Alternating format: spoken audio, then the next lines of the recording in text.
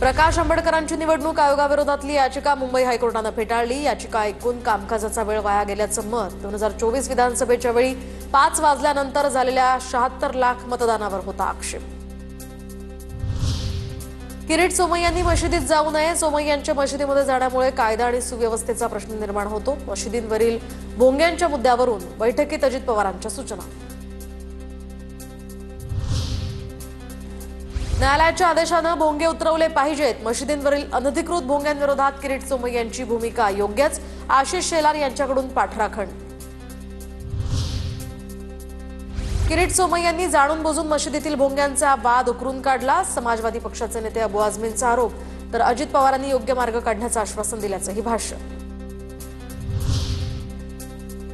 अनधिकृत भोंग्यांच्या संदर्भात नियमांची पायमल्ली करणाऱ्यांवर कारवाई करा। उपमुख्यमंत्री अजित पवारांचे पोलीस आयुक्त आणि महासंचालकांना निर्देश। तर मुंबईमध्ये आतापर्यंत 1500 भोंगे उतरवण्यात आल्याची आयुक्तांची माहिती।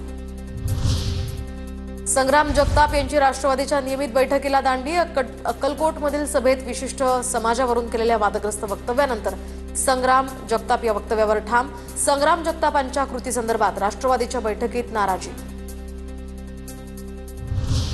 उपमुख्यमंत्री अजित पवारच माळेगाव कारखान्याचे नवे चेअरमन। 21 पैकी 20 उमेदवार जिंकून अजित पवारांची बाजी, एक हाती सत्ता कायम। आमच्याकडे चेअरमन पदाचा चेहरा नव्हता, पैसाही नव्हता, पण काहींनी खूप पैसा वाटल्याचं ऐकलं। आमचे सर्व उमेदवार फाटके आहेत, त्यांच्या पाठीशी उभं राहणं आमचं काम। माळेगाव कारखाना निवडणुकीतील पराभवानंतर योगेंद्र पवारांची प्रतिक्रिया। माळेगाव कारखाना निवडणुकीमध्ये शरद पवार गटाच्या पॅनलचा दारुण पराभव। बळीराजा सहकार बचाव पॅनलच्या सर्व उमेदवारांचा पराभव झाला असून शरद पवार यांच्या गटाच्या पॅनलमधील उमेदवारांना 3ऱ्या क्रमांकाची मतं, तर या उमेदवारांसाठी सुप्रिया सुळे आणि योगेंद्र पवार यांनी सुद्धा घेतल्या होत्या सभा। आता बघूया टॉप 9 राजकीय बातम्या। विधिमंडळाच्या अंदाज समितीचा राजशाही थाट समोर। आमदार आणि खासदारांसाठी चांदीच्या थाळीत भोजन, मात्र ताट चांदीचं नसून व्हाईट मेटल आर्टिफिशियल ताट। विधिमंडळ सूत्रांचं स्पष्टीकरण।